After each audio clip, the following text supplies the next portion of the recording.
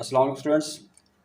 आज हम एक्सरसाइज 1.4 करेंगे क्लास 9 की। और इसमें हमारे पास जो क्वेश्चन नंबर 1 है उसमें हमसे पूछा गया है कि which of the following product of matrices are is conformable for multiplication. यानी हमें दो मैट्रिक्स दी गई हैं और हमने इनको मल्टीप्लाई करना है। ठीक है, मल्टीप्लाई करना है मैट्रिसेस को। देखें, अगर आप नॉर्मल मल्टीप्लिकेशन करते हैं, मैट्रिसेस के अलावा बात कर रहा हूँ, आप 5 मल्टीप्लाई बाय 3 करेंगे तो 15 आएगा। तो 3 मल्टीप्लाई बाय 5 करेंगे तब भी आपके पास आंसर क्या आएगा? 15 ही आएगा। यानी अगर आप इनकी पोजीशन चेंज करते हैं दो नंबर्स की, तब भी आपके पास जो प्रोडक्ट आएगा वो सेम आएगा। लेकिन मैट्रिसेस के केस में ऐसा नहीं है। ठीक है, अगर आप इस मैट्रिक्स को इससे मल्टीप्लाई करेंगे आंसर डिफरेंट आएगा, इसको पहले रखेंगे इसको बाद में रखेंगे तो आंसर डिफरेंट आएगा। ठीक है, ये मैट्रिसेस की बात कर रहा हूँ। तो अब हमें कैसे पता चलेगा वो कौन सा ऐसा मेथड है कि जिस मेथड से हम ये बता सकते हैं कि ये वाली मैट्रिक्स इससे मल्टीप्लाई हो सकती है। ठीक है, लाजमी नहीं है कि हर मैट्रिक्स ही दूसरे से मल्टीप्लाई हो। तो उसके लिए एक कंडीशन है। कंडीशन ये है कि अगर मैं इस मैट्रिक्स का ऑर्डर फाइंड करूं, ये वाली जो पहली मैट्रिक्स है, तो ऑर्डर आपको पता है कि हमारे पास कितनी रोज़ हैं इस मैट्रिक्स के अंदर। ये पहली रो है, ये दूसरी रो है। ठीक है, तो पहले तो हम लिखेंगे इसका ऑर्डर 2/2, क्योंकि पहले रो लिखते हैं फिर हम कॉलम लिखते हैं। तो इसका जो ऑर्डर बन रहा है वो 2/2 का बन रहा है। अब हम इस मैट्रिक्स पर मूव करते हैं, इसका ऑर्डर मैं लिखता हूँ। ठीक है, इसका अगर मैं ऑर्डर लिखता हूँ तो इस मैट्रिक्स के अंदर कितनी रोज़ हैं? 2। यानी ये पहली रो है, ये दूसरी रो है, तो ये 2 रो हो गई हैं। और इसके अंदर जो कॉलम है वो 1 है। ठीक है, 1 कॉलम है।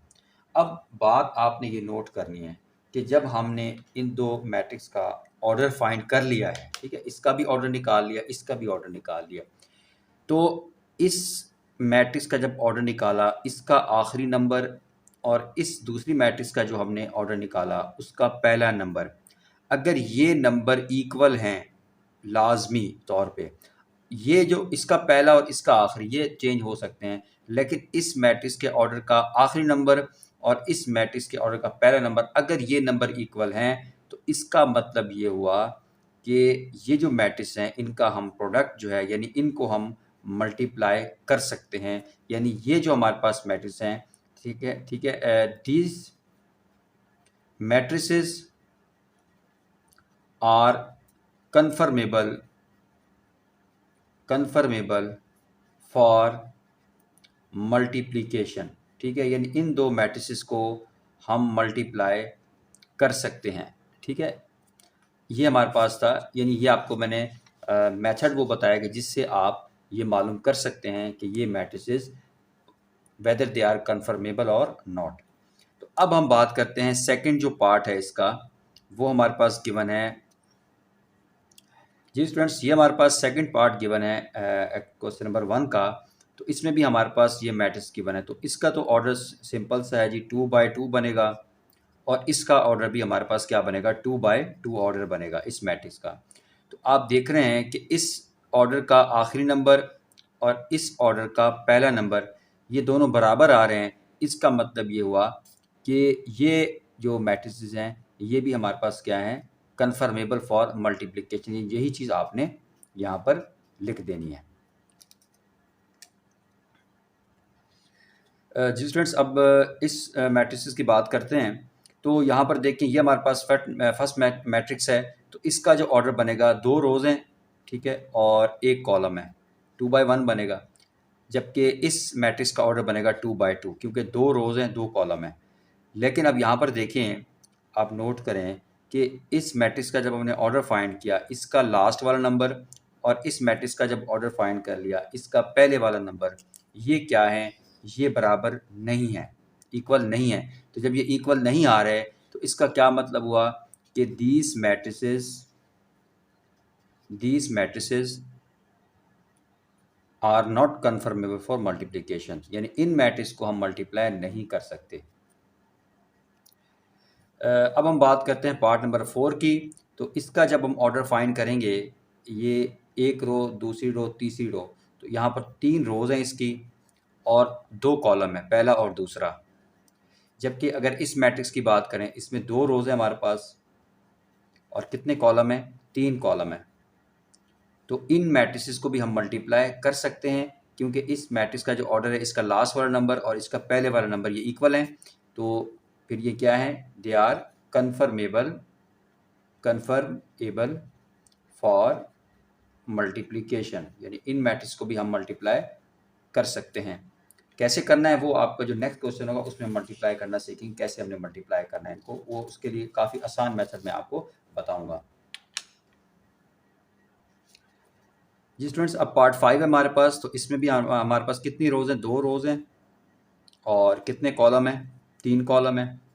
इसकी बात करें तो 3 रोज़ हैं और 2 कॉलम हैं, तो इसका भी लास्ट वाला नंबर और पहले वाला नंबर ये इक्वल हैं, तो लिहाजा ये भी मैट्रिसेस हमारे पास क्या है, कन्फर्मेबल फॉर मल्टीप्लिकेशन है। ठीक है, तो ये हमारे पास सॉल्यूशन था, ये हमने किया है क्वेश्चन नंबर 1 का। तो अब हम करेंगे एक्सरसाइज 1.4 का क्वेश्चन नंबर 2। जी स्टूडेंट्स, अब हम करेंगे क्वेश्चन नंबर 2। अब इसमें हमारे पास ए मैट्रिक्स गिवन है, बी गिवन है, पूछा जा रहा है कि आपने प्रोडक्ट फाइंड करना है ए बी का और बी ए का, अगर पॉसिबल है तो इट मीन्स के यहाँ पर हम पहले चेक करेंगे क्या पॉसिबिलिटी है मल्टीप्लाई करने की, अगर है तो तब बी ए का प्रोडक्ट हम लेंगे। तो सबसे पहले अभी हम फाइंड करते हैं ए बी का प्रोडक्ट। ठीक है, तो यहाँ पर हम मैट्रिक्स लिखेंगे सबसे पहले, यानी ए बी, और उसके बाद यहाँ पर हम पहले ए बी लिखेंगे, पहले ए की मैट्रिक्स लिखेंगे 3 0, और उसके बाद यहाँ पर लिखेंगे -1 और 2, ये पहली मैट्रिक्स हो गई। दूसरी हमारे पास है 6 और 5। अब ज़रा ध्यान से आपने समझना है इसको कि हम कैसे मल्टीप्लाई करेंगे। देखें, सबसे पहले हमने क्या करना है कि ये फर्स्ट जो कॉलम है, ठीक है, इसको हमने इस नंबर से मल्टीप्लाई करना है, कॉलम पहले कॉलम के ऊपर वाले नंबर से। ठीक है, यानी हम यूँ लिखेंगे कि 3 × 6, यानी पहले इस पूरे कॉलम को इस कॉलम के ऊपर वाले नंबर से मल्टीप्लाई करना है, सिर्फ ऊपर वाले नंबर से, इस पहले वाले कॉलम को। 3 × 6 हो गया। उसके बाद इस कॉलम में दूसरा नंबर क्या है, -1, यानी -1 × 6। ठीक है, अब हमने यहाँ पर प्लस का साइन लगाना है। अब जब हम सेकंड कॉलम की तरफ मूव करेंगे, ठीक है, तो हमने प्लस का साइन लगाना है। सेकंड कॉलम को अब हमने किससे मल्टीप्लाई करना है, 5 से, दोनों को। जैसे हमने इस फर्स्ट कॉलम को 6 से मल्टीप्लाई किया ना, ऊपर वाले नंबर से, तो इसी तरीके से अब हम इस कॉलम को मल्टीप्लाई करेंगे 5 से, यानी 0 को भी 5 से मल्टीप्लाई करेंगे और 2 को भी 5 से मल्टीप्लाई करेंगे। ठीक है, तो अब हम इनको सिंप्लीफाई कर लेंगे, ये मेन काम था हमारा, हो गया। 6 3 18 हो जाएगा, प्लस 0 को 5 से मल्टीप्लाई करेंगे, 0 हो जाएगा। इसी तरीके से -1 को 6 से मल्टीप्लाई करेंगे, -6 हो जाएगा, और 2 को 5 से मल्टीप्लाई करेंगे तो 10 हो जाएगा। तो इसको अब हम मज़ीद सिंप्लीफाई कर लेते हैं, तो हमारे पास आंसर आ जाएगा 18/4, 18 और 4। ठीक है, तो ये हमारे पास प्रोडक्ट आ गया ए बी का। ठीक है, तो अब जो दूसरा पार्ट है वो हमसे पूछ रहे हैं कि आपने बी ए का प्रोडक्ट लेना है। तो सबसे पहले तो हम ये देखेंगे कि क्या बी मैट्रिक्स हम लिख लेते हैं। चलिए, यहाँ पर ये हमारे पास 6 5 है, और ए मैट्रिक्स हमारे पास है 3 0 -1 और 2। ठीक है, तो अब हम देखते हैं कि क्या हम इनको मल्टीप्लाई कर सकते हैं। तो उसके लिए हमने पहले इनका ऑर्डर लिख लेना है। तो इसका ऑर्डर अगर मैं लिखूं तो 2 रोज़ हैं इसकी, ठीक है, और एक कॉलम है। इसी तरीके से इसका अगर मैं ऑर्डर लिखूं तो 2 ही रोज़ हैं और 2 ही कॉलम है। तो आप देख रहे हैं कि इस मैट्रिक्स का ऑर्डर का लास्ट वाला नंबर और इस मैट्रिक्स के ऑर्डर का दूसरा वाला पहले वाला नंबर ये अनइक्वल है, बराबर नहीं है। तो लिहाजा जब ये नॉट कन्फर्मेबल हैं, नॉट कन्फर्मेबल फॉर मल्टीप्लिकेशन, तो जब ये कन्फर्मेबल ही नहीं है तो हम इनको मल्टीप्लाई नहीं कर सकते। इसका मतलब इस यहाँ पर इनको मल्टीप्लाई करने की कोई पॉसिबिलिटी नहीं है। तो ये था हमारे पास सॉल्यूशन क्वेश्चन नंबर 2 का। जी स्टूडेंट, अब हम करेंगे question number 3, find the following products. हमने इनको मल्टीप्लाई करना है। तो सबसे पहले तो यहाँ पर आपने इनका ऑर्डर लिख लेना है कि क्या ये कन्फर्मेबल है या नहीं है। तो अगर मैं इसका ऑर्डर लिखूँ तो 1/2 आ जाएगा, और इसका ऑर्डर लिखूँ तो 2 रोज़ हैं, 2/1 आ जाएगा। ठीक है, क्योंकि एक कॉलम है। तो यहाँ पर देखें, इनके जो फर्स्ट वैल्यू है, इसकी लास्ट वैल्यू और इसकी फर्स्ट वैल्यू बराबर आ रही हैं। इसका मतलब हम इनको मल्टीप्लाई कर सकते हैं। अब मल्टीप्लाई करना कैसे है ये देखें। यहाँ पर आपने ये जो फर्स्ट कॉलम है, ठीक है, ये इससे मल्टीप्लाई होगा, ठीक है, 4 से। अब अगर यहाँ पर नीचे नंबर होता ना तो उसको भी हमने 4 से मल्टीप्लाई करना था, क्योंकि पहला कॉलम इस ऊपर वाले नंबर से मल्टीप्लाई होगा। लेकिन यहाँ पर नीचे तो कोई नंबर नहीं है, सिर्फ एक है, तो हम लिहाजा सिर्फ 1 को 4 से मल्टीप्लाई करेंगे और जो प्लस का साइन लगाएंगे। अब सेकंड वाला जो नंबर है उसको हमने इसके कॉलम के दूसरे वाले नंबर से मल्टीप्लाई करना है, यानी 2 मल्टीप्लाई बाय 0। ठीक है, मतलब जो यहाँ पर कॉलम होता है उसको इससे फिर प्लस लगाते, फिर ये जो सेकंड कॉलम है इसको इसके इसी कॉलम के नीचे वाले नंबर से मल्टीप्लाई कर दोनों को। तो लिहाजा इसका जो आंसर आएगा वो 4 1 ज़ा 4 प्लस 2 0 ज़ा 0। तो इसका जो हमारे पास प्रोडक्ट आया मैट्रिक्स का वो क्या आया 4। तो ये था हमारे पास सॉल्यूशन पार्ट 1 का। अब हमारे पास पार्ट 2 है, तो इसमें भी हमने मल्टीप्लाई करना है। अब देखें हमारे पास ये फर्स्ट कॉलम है, इसने इससे मल्टीप्लाई होना है, यानी 1 मल्टीप्लाई बाय 5, और ये वाला जो नंबर है प्लस का साइन लगाएंगे। अब इसने जो है -4 से मल्टीप्लाई होना है, यानी 2 मल्टीप्लाई बाय -4। तो अब हम इसको मज़ीद सिंप्लीफाई कर लेते हैं। 1 5 ज़ा 5 प्लस, सॉरी यहाँ पर ये प्लस माइनस माइनस हो जाएगा, प्लस माइनस माइनस हो जाएगा, 4 2 ज़ा 8। तो इसको मज़ीद सिंप्लीफाई करते हैं। तो ये प्लस का 5 है, माइनस का 8 है। ठीक है, प्लस का 5 है, माइनस का 8 है, क्योंकि साइन नहीं है ना, इसका मतलब ये प्लस का ही है।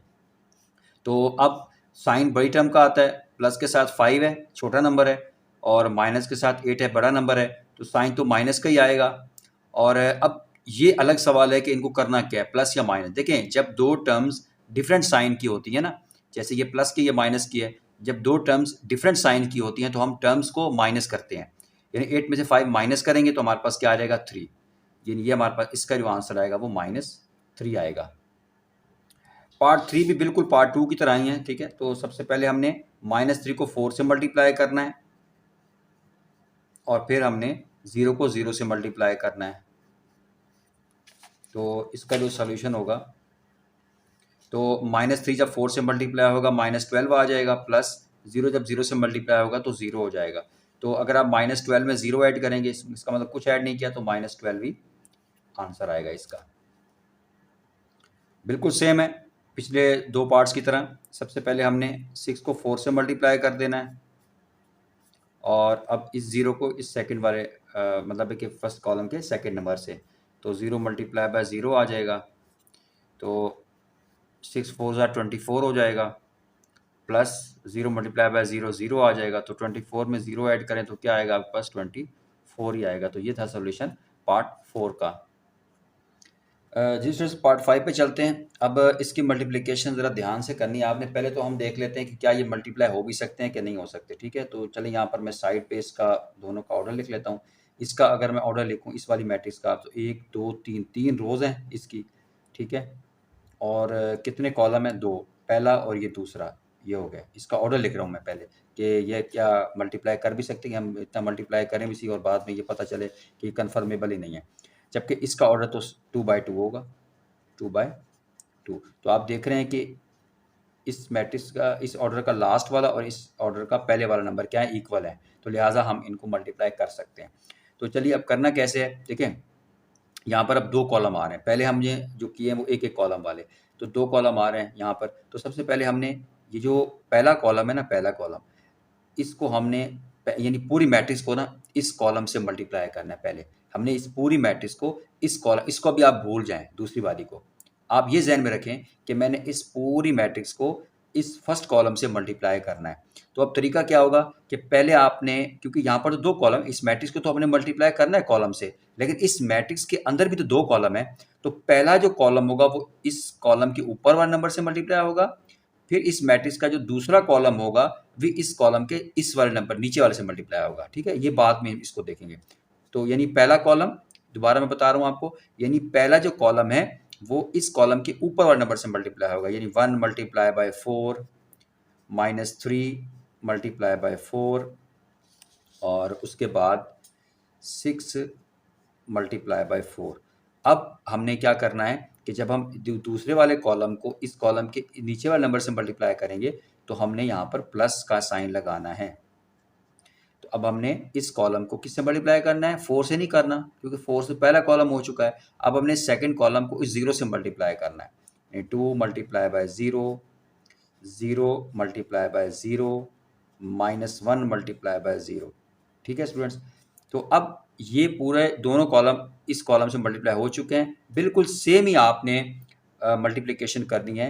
अब इस मैट्रिक्स, पूरी मैट्रिक्स को आपने इस कॉलम से मल्टीप्लाई करना है, ठीक है। वो कैसे करना है कि पहले वाले कॉलम को 5 से करना है, फिर जो सेकंड कॉलम होगा उसको -4 से करना है। बिल्कुल वही ऐसे ही करना है जैसे हमने यहाँ पर मल्टीप्लिकेशन किया। तो पहले चले 1 मल्टीप्लाई बाय, अब इस कॉलम को आपने भूल जाना है, ठीक है।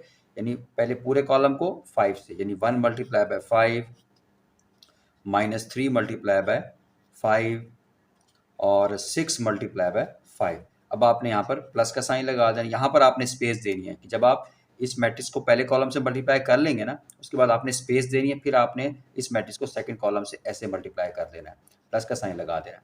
अब हमने सेकंड वाले कॉलम को इस, जैसे हमने पहले कॉलम को 5 से किया, अब इस सेकंड कॉलम को हमने -4 से करना है, यानी 2 मल्टीप्लाई बाय -4, 0 मल्टीप्लाई बाय -4 और -1 मल्टीप्लाई बाय -4, ठीक है। तो अब हम यहाँ पर इसकी मल्टीप्लिकेशन कर लेंगे। आगे तो मल्टीप्लाई करना है, 4 1 ज़ा 4, ये भी इंपॉर्टेंट है, इसको आपने समझना ज़रूरी है। 2 0 ज़ा 0, -12 हो जाएगा, क्योंकि माइनस प्लस माइनस होगा, +0 हो जाएगा, ये हो जाएगा 24 और -0, यहाँ पर ये हो जाएगा 5, ठीक है। उसके बाद ये हो जाएगा प्लस माइनस माइनस, 2 4 ज़ार, ये 4 है, ठीक है, 2 4 ज़ार 8, उसके बाद -15 और प्लस माइनस माइनस 0, 0 4 ज़ार 0 हो जाएगा। इस तरीके से 6 5 ज़ार 30 और यहाँ पर माइनस माइनस प्लस ही होगा ना, तो ये माइनस माइनस प्लस हो जाएगा, पहले ही प्लस है तो सारा प्लस हो जाएगा। 4 1 ज़ा 4।